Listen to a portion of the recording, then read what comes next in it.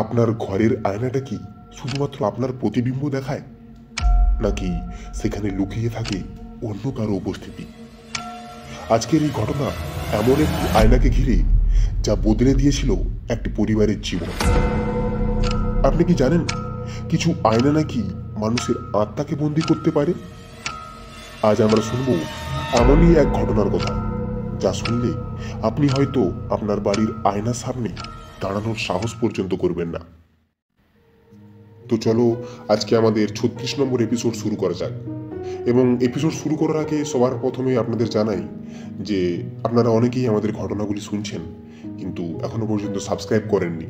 তাদের কাছে অনুরোধ যে পাশে থাকা সাবস্ক্রাইব বাটনটি ক্লিক করে সাবস্ক্রাইবটা করে দিন, কারণ আপনাদের এই সাবস্ক্রাইব আমাদের পরবর্তী এপিসোড আনার জন্য আমাদের উৎসাহিত করে। তো চলো আজকের ঘটনায় যাওয়া যাক। আজকে আমাদের এই প্রথম ঘটনাটি পাঠিয়েছেন তানিয়া মাইতি। উনি ঠিক যেমনভাবে আমাদের ঘটনাটি পাঠিয়েছেন ঠিক একই রকমভাবে আপনাদের কাছে উপস্থাপন করলাম। আয়না একসময় তা ছিল শুধু সাজানোর বস্তু, কিন্তু এই আয়নাটা লুকিয়ে রেখেছিল এক অদ্ভুত অতীত। আজকের ঘটনা সেই আয়নার, যার ভয়াবহতা আপনাকে নাড়িয়ে দেবে।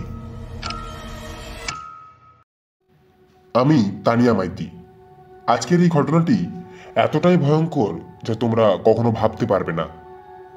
এই ঘটনাটি আমার ঠাকুমার কাছ থেকে শোনা, অর্থাৎ এই ঘটনাটি আমার দাদুকে ঘিরে। উনি প্রয়াত হয়েছেন অনেক বছর আগে। উনার এই প্রয়াত হওয়ার এক মর্মান্তিক ভয়ঙ্কর কারণ ছিল, যা আমি আজ তোমাদের বলবো। আজ থেকে অনেক বছর আগের কথা। বাবার তখন 14 কি 15 বছর বয়স হবে। আমাদের আদি বাড়ি গ্রামে ছিল। গ্রাম অঞ্চল তখন ততটা উন্নত হয়নি। তৎকালীন সময়ে গ্রামে মানুষ বিভিন্ন রকম জিনিস ফেরি করে বিক্রি করতে আসতো দুয়ারে দুয়ারে। একই রকমভাবে এক দুপুরে একজন ফেরিওয়ালা আমাদের বাড়িতে আসে। ওনার সাথে ছিল পুরনো কিছু কাঠের জিনিসপত্র, আর ওরই মধ্যে একটি জিনিস আমার ঠাকুমার খুব পছন্দ হয়। একটি খুব নিখুঁতভাবে ডিজাইন করা শক্তপোক্ত কাঠের তৈরি একটি আয়না। ঠাকুমার পছন্দ হলে দাম বেশি হওয়ায় দাদু প্রথমে কিনতে না চাইলেও উভয় পক্ষের দামাদামিতে ওই ব্যবসায়ী দাদুকে বলে, এই আয়না তো আপনার জন্যই তৈরি করা বাবু। দেখলেন না দিদি ভাইয়ের কেমন একজোটকে পছন্দ হয়ে গেল। যথারীতি আয়না বাড়িতে নিয়ে এসে রাখা হয়। প্রথম বেশ কয়েকদিন স্বাভাবিকভাবে কাটে। ঠাকুমার আয়নাটি খুব পছন্দ হওয়ায় উনি মাটির ঘরে তাকের ভেতরে ভালো করে সাজিয়ে রাখেন ওই আয়নাটিকে। ওই তাকে রাখার মতো জিনিস বলতে ওই আয়না, চিরুনি, সিঁদুর আর প্রয়োজনীয় কিছু ছোটখাটো জিনিসপত্র।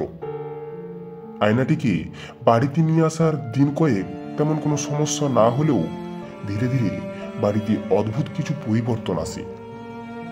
দাদুর ধীরে ধীরে কেমন অদ্ভুত অস্বাভাবিক পরিবর্তন আসতে থাকে।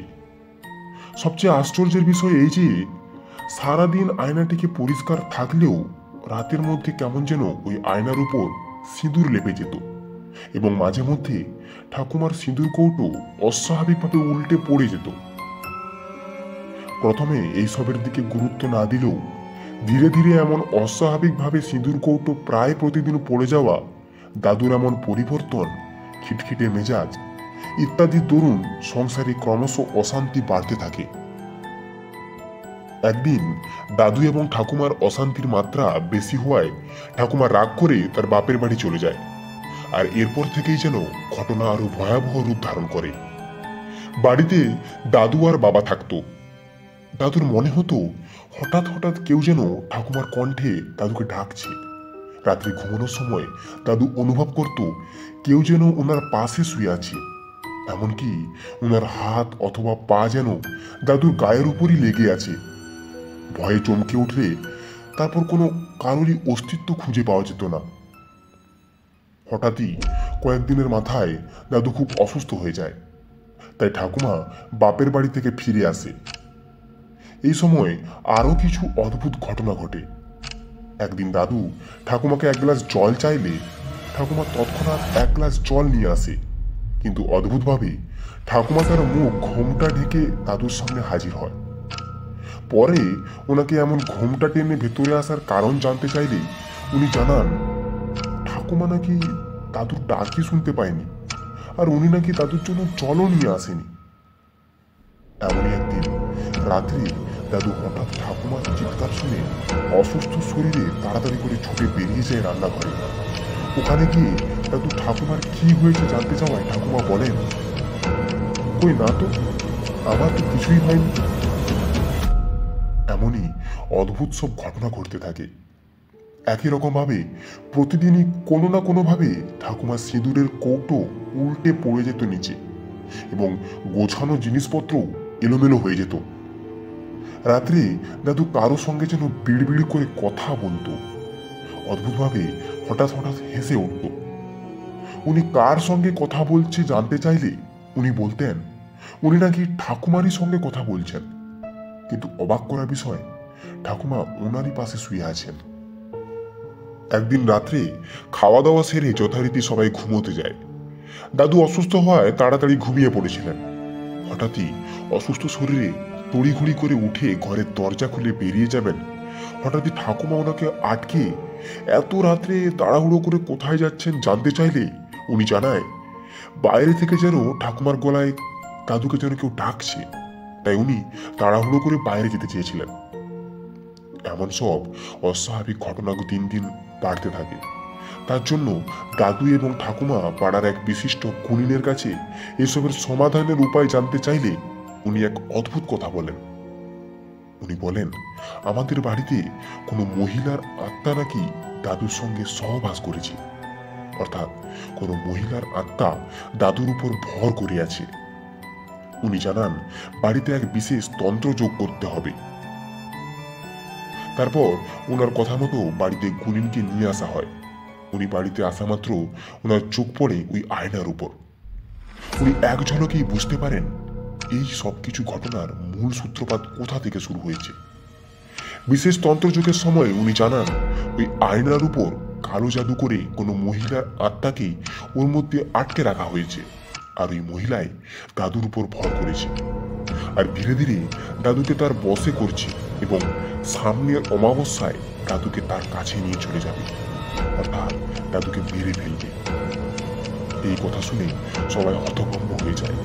দাদু নিজেই বুঝতে পারছিল না দাদু এই অশুভ শক্তির কবলে পড়ে গেছে। এবং ওই অমাবস্যা ছিল ঠিক তার আগের দিন, যেদিন ওই গুণিনকে বাড়িতে নিয়ে আসা হয়েছিল। অনেক চেষ্টা করা হয় দাদুকে কোনোভাবে ওই খারাপ আত্মার কবল থেকে বাঁচাতে। এই আয়নাটিকে ভেঙেও ফেলা হয়, কিন্তু তা সত্ত্বেও দাদুকে বাঁচানো যায়নি।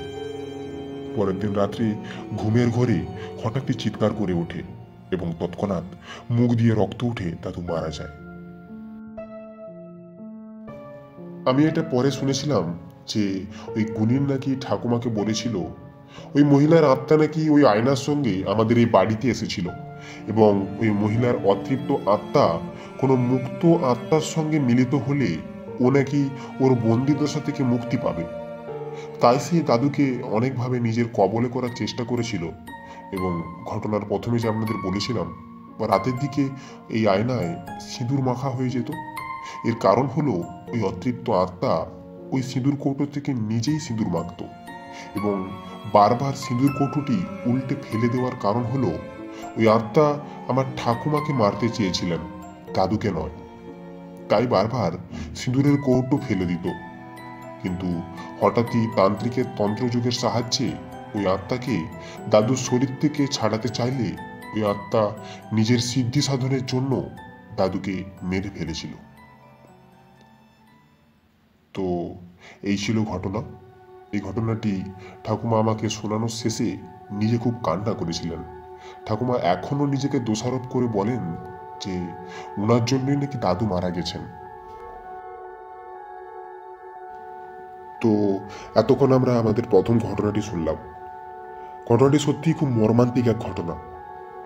ঘটনাটি আপনাদের কেমন লেগেছে তা আমাদের অবশ্যই কমেন্ট করে জানান। আর যারা এখনো পর্যন্ত আমাদের সাবস্ক্রাইব করেননি তারা অবশ্যই নিচে থাকা সাবস্ক্রাইব বাটনটিতে ক্লিক করে সাবস্ক্রাইবটা করে দিন।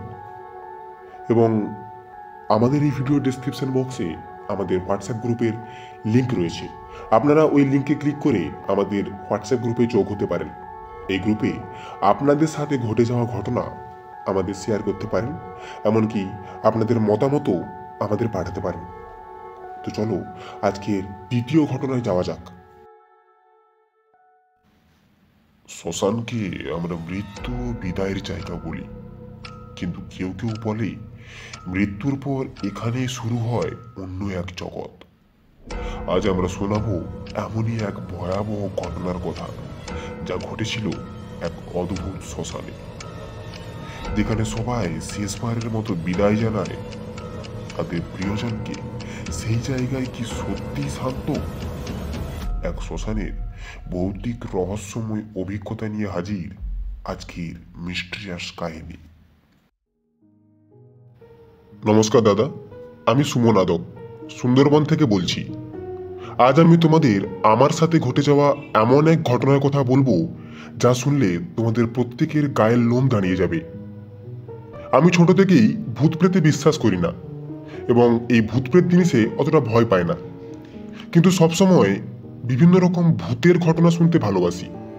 যখনই বন্ধুদের সাথে আড্ডা দিতাম, তখন প্রত্যেকের কাছ থেকে কোনো না কোনো ঘটনা শুনতে আমি ভালোবাসতাম।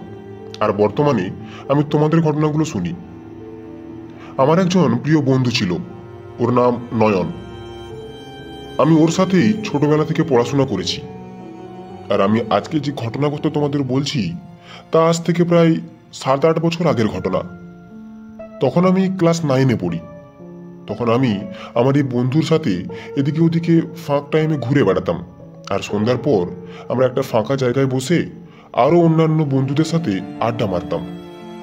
একদিন হঠাৎই আড্ডা মারতে মারতে আমি আমার ওই বন্ধুকে বলি, এই নয়ন, বলছি তুই আমাকে একবার শ্মশান দেখতে নিয়ে যাবি? আমি না কোনোদিনও শ্মশান দেখিনি, আমার খুব ইচ্ছা করছে শ্মশান দেখতে।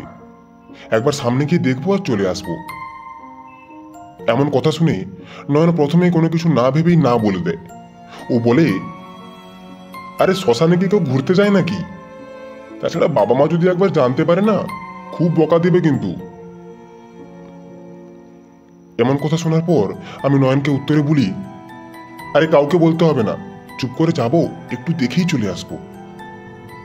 সেই কথা মতো নয়ন একটু ভয়ে ভয়ে আমাকে বলে, আচ্ছা ঠিক আছে, তাহলে কালকে তো রবিবার, তুই কাল সকালে একবার ভোরের দিকে আসিস, তারপরে আমরা না হয় তোকে ওই খালপাড়ের দূরের শ্মশানটা একবার দেখিয়ে নিয়ে আসবো। সেই কথা মতো আমরা ঘরে কোনো কিছু না জানিয়ে নর্মালি অন্যান্য দিনের মতো সকালবেলা আমি নয়নের বাড়ি চলে যাই। তারপর নয়নকে ডেকে আমরা যেখানে বসে আড্ডা দিই সন্ধ্যাবেলায়, ঠিক সেই জায়গাটাতে এসে পৌঁছায়।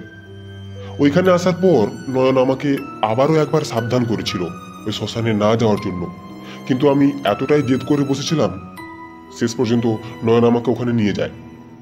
তারপর আমি আর নয়ন দুজনে মিলে শ্মশানে যাই। একই কুয়াশা ভরা সকাল। ওই কুয়াশা ভরা সকালের মধ্যে আমরা দেখলাম দূরে কিছুটা উঁচু ঢিপির মতো কোনো জায়গা, আর তার পাশে পুরো ফাঁকা মাঠ। আমরা ওই উঁচু জায়গাতে গেলে দেখলাম যে সাইডে একটি সাদা কাপড় টাঙানো রয়েছে, আর তার পাশে আবর্জনা কিছু কাঁড়ি করা রয়েছে। তারই কিছুটা দূরে আমরা দেখলাম যে একটি জায়গা থেকে খানিকটা যেন ধোঁয়া উঠছে। সেই ধোঁয়া আমি যখন নয়নকে দেখালাম, এই হয়তো গত রাত্রে কোনো মরা পোড়ানো হয়েছে, চল চল বাড়ি চল, এখানে বেশিক্ষণ থাকাটা ভালো হবে না। কিন্তু আমি নয়নের কোনো কথা না শুনেই নয়নকে জোরজবরদস্তি সামনের দিকে আরো এগিয়ে নিয়ে যাই। তারপর সামনে গিয়ে দেখলাম কয়েকটি আধ পোড়া কাঠ পড়ে রয়েছে, আর তার মাঝখানে আগুন যেন তখনও গনগনে। এরপর নয়ন আমার হাত ধরে জোরের পিছন দিকে টেনে নিয়ে এসে বলে, চল তো বাড়ি চল, আর দেরি করিস না। এমন সময় আমি বাড়ি চলে যাব, কিছুটা এগিয়ে আসার পর আমি একটু হোঁচট খেয়ে নিচে পড়ে যাই। তারপর উঠে বাড়ি চলে আসি। এতক্ষণ পর্যন্ত কোনো কিছুই হয়নি, সবকিছু স্বাভাবিকই ছিল। বাড়ি আসার পর আমি জানতে পারি ওই দিন বাবা ও মা কোনো কারণবশত মামা বাড়ি যাবে, বাড়িতে আমি একাই থাকবো। তারপর আবার রাতের বেলায় বাবা মা বাড়ি ফিরে আসবে। এমন কথা শোনার পর আমি মাকে বলি, তাহলে মা আমি আজকে নয়নকে ডেকে নিচ্ছি, আমি আর নয়ন একসাথেই থেকে যাব রাত্রে। তারপর আমি নয়নের বাড়ি গিয়ে নয়নকে ডেকে নিয়ে আসি এবং রাত্রে আমি আর নয়ন একসাথেই থাকি। কিন্তু কেন জানি না ওই দিন আমার একটু অদ্ভুত মনে হচ্ছিল। মানে ওই দিন যে আমার কি মনে হচ্ছিল তা তোমাদের আমি বলে বোঝাতে পারবো না। যদি কিছুটা বলি তা ঠিক এমন মনে হচ্ছিল যেন কেউ আমার পেছন পেছন হাঁটছে। মানে আমি যদি এক পা আগে বাড়াই তাহলে পেছন থেকে যেন সেম একই রকম ভাবে কেউ এক পা আগে বেড়াচ্ছে, আর কেউ যেন আমার কানের কাছে এসে কিছু একটা ফিসফিসিয়ে বলতে চাচ্ছে। এই সমস্ত কিছু ঘটনার ঘটার পর আমি নয়নকে সবটা বলতে যাই। আমি নয়নকে বলি, এই নয়ন, জানিস কেন জানি না আজকে না আমার খুব ভয় করছে। এমন কথা শুনে নয়ন একটু হাসি দিয়ে আমার খিল্লি উড়িয়ে বলে, কিরে তুই যে খুব সাহসী ছেলে। তারপর আমি আর নয়ন দুজনে রাতের খাওয়া দাওয়া সেরে শুতে চলে যাই। কিন্তু আমার ভয় লাগার জন্য ওই দিন আমি আমার রুমের বড় লাইটটা জ্বেলেই শুয়েছিলাম। আমি এমন ভয় পাচ্ছি দেখে নয়ন আমাকে কিছুটা সান্ত্বনা দিয়ে বলে, তোকে আমি বলেছিলাম না ওখানে যেতে না, তুই তো শুনবি না কারো কথা। শুয়ে পড় শুয়ে পড়, কোনো কিছু হবে না, আমি তো আছি। তারপর আমি শুয়ে পড়ি, কিন্তু আমার যেন কোনোভাবেই ঘুম আসছিল না। দেখতে দেখতে রাত প্রায় 9:45 হয়ে যায়। আর সেদিন বাবা মা কোনো কিছু কাজের জন্য মা বাড়িতেই থেকে যায়, বাড়ি ফিরে আসতে আর পারে না ওই দিন। যেহেতু আমি আর নয়ন দুজনে বাড়িতে রয়েছি, তাই আমাদের ফোন করে জানায় যে ওনারা আজকে আর আসতে পারবেন না, কাল সকালে একদম আসবে। তাই আমাদের গেট লক করে শুয়ে পড়তে বলে। ততক্ষণে নয়ন ঘুমিয়ে গিয়েছিল, তাই আমি আর ওকে না ডেকে একা একাই নিচে চলে যাই গেটটা লক করতে। তারপর আমি গেট লক করে চাবিটি রেখে যখন সিঁড়ি দিয়ে উঠে আসছি, আমার জন্য মনে হচ্ছে কেউ যেন আমাকে পেছন থেকে টেনে রেখেছে। তাই আমি ভয়ে দৌড় দিয়ে তাড়াতাড়ি করে উপরে উঠে এসে শুয়ে পড়ি। আমার যেন কোনো রকম ভাবেই ঘুম আসছিল না। আমি এদিক আর ওদিক পাশ ঘুরতেছিলাম। তখন রাত প্রায় 2টো। আমার ঠিক ঘুমটা ধরবে ধরবে এমন সময় মনে হলো কেউ যেন পেটের পিছন দিক থেকে ধাক্কা দিয়ে ডাকছে। তাই আমি উঠে নয়নের দিকে তাকালাম, ভাবলাম নয়ন হয়তো আমাকে ডাকছে। কিন্তু উঠে দেখলাম নয়ন তখন ঘুমিয়ে আছে। কিন্তু তবুও আমি ওকে ডেকে একবার জিজ্ঞাসা করলাম, নয়ন, এই নয়ন, তুই কি আমায় ডাকছিস? ও ঘুম ঘুম চোখে উঠে উত্তর দেয়, আমি, না না, আমি তো তোকে ডাকিনি। তারপর আমি আবার শুয়ে পড়ি। ওই দিন ঘুম যেন কোনোভাবেই আসছিল না। এমন সময় হঠাৎই পাওয়ার কাট হয়, মানে কারেন্ট চলে যায়। ঘরটা অন্ধকার হয়ে যাওয়ায় আমার জন্য ভয়টা আরো একটু বাড়লো। তারপর আমি নয়নের দিক থেকে উল্টো দিকে পাশ ঘুরতেই আমি দেখি একটা সাদা অবয়ব, যার কিনা পেছন দিকে ঘাড়টা মোড়া আর বাকি পুরো শরীরটা যেন আমার দিকে এগিয়ে আসছে।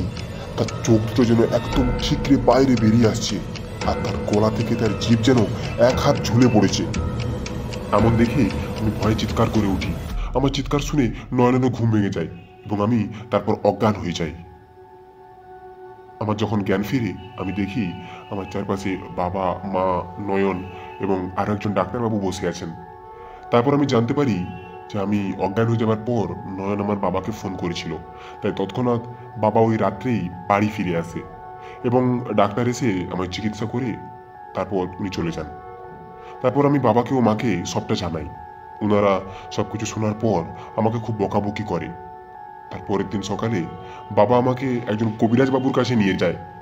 কবিরাজ বাবু সবটা শোনার পর কিছু মন্ত্রপাঠ করার পর উনি বলেন যে শ্মশানে নাকি আমি কোনো আত্মাকে আমার পিছু পিছু আমার বাড়ি পর্যন্ত নিয়ে এসেছি, আর ওই আত্মা নাকি সহজে আমাকে ছেড়ে যাবে না।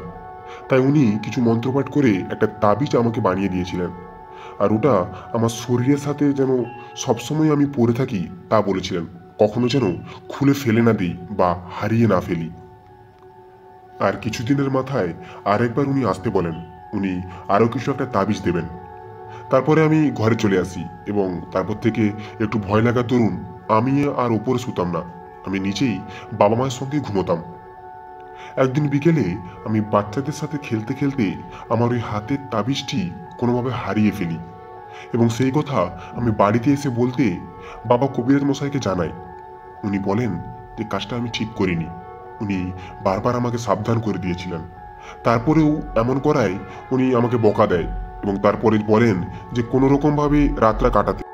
সকালে উনার কাছে গেলে উনি নতুন করে আবার তাবিজটি বানিয়ে দেবেন। সেই কথা মতো ওই দিন বাবা মা সারা রাত আমার পাশেই জেগে বসেছিলেন এবং আমাকে ঘুমোতে বলে, কিন্তু আমার কোনো রকমভাবেই ওই দিন ঘুম ধরছিল না। আমি যেন চোখ খুললেই সেই একই চিত্র বারবার দেখছি, যেটা আমি ওই দিন রাত্রে দেখেছিলাম। হঠাৎ করেই যেন মনে হচ্ছে ওই একই জিনিস যেন আমার চোখের সামনে বারবার ভেসে উঠছে। সেই সাদা অবয়বটা যেন হাসতে হাসতে আমার দিকে এগিয়ে আসছে, আর ওর মাথাটা যেন পেছনের দিকে ঘোরানো। এমন দেখে আমি বারবার অজ্ঞান হয়ে পড়ছিলাম। তারপর কোনো রকমে রাত পার হয়। পরের দিন সকালবেলা কবিরাজ মশাই আমাকে নতুন করে আবার একটি তাবিজ বানিয়ে দেয় এবং সেটা ভালো করে আমার হাতে শক্ত করে বেঁধে দেয়, এবং এই তাবিজটা যেন আমি সারা জীবন পরে থাকি এবং কোনোভাবেই যেন এটা শরীর থেকে খুলে না দেই তা বলেন।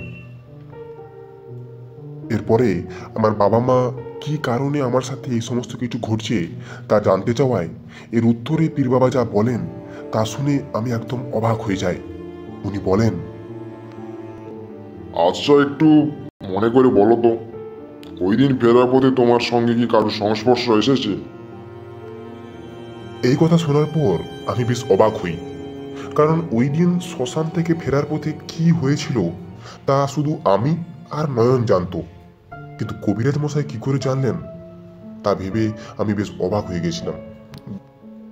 এরপর উনি বলেন, সম্ভবত মনে হয় যতদূর ওই দিন ফেরার পথে কোনো অশুভ শক্তি তোমার সঙ্গে এসেছে। যতদূর মনে হয় তুমি ফেরার পথে কোনো অশুভ শক্তিকে বিরক্ত করেছো, যার দরুন তোমার পিছু নিতে নিতে এত দূর।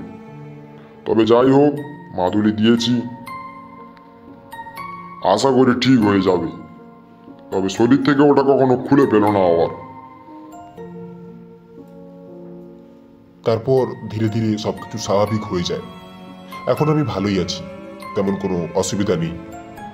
আর এই ছিল ঘটনা যা আমার সাথে ঘটে গেছে। তো এতক্ষণ আমরা আমাদের দ্বিতীয় ঘটনাটি শুনছিলাম। এই দ্বিতীয় ঘটনাটি সত্যি ভয় পাওয়ার মতো এক ভীতিকর ঘটনা।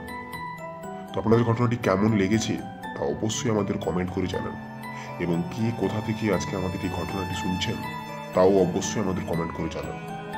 আর যারা এখনো পর্যন্ত আমাদের চ্যানেলটিকে সাবস্ক্রাইব করেননি তারা দয়া করে চ্যানেলটি সাবস্ক্রাইব করে দিন, কারণ আপনাদের এই সাবস্ক্রাইবটা আমাদের পরবর্তী এপিসোড বানানোর জন্য আমাদের উৎসাহিত করবে।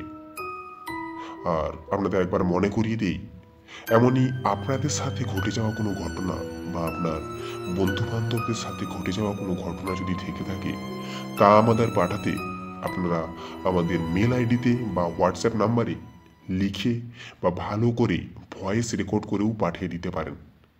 এছাড়াও আমাদের এই ভিডিওর ডেসক্রিপশন বক্সে আপনারা আমাদের হোয়াটসঅ্যাপ গ্রুপের লিঙ্ক পেয়ে যাবেন। আপনারা ওই লিঙ্কে ক্লিক করে সরাসরি আমাদের গ্রুপে জয়েন্ট হতে পারেন, এবং ওই গ্রুপে আপনারা আপনাদের এপিসোড এবং আপনাদের নিজেদের সাথে ঘটে যাওয়া ঘটনা আমাদের পাঠাতে পারেন। আর আপনাদের নিজেদের মতামতও আমাদের ওই গ্রুপে দিয়ে যেতে পারেন।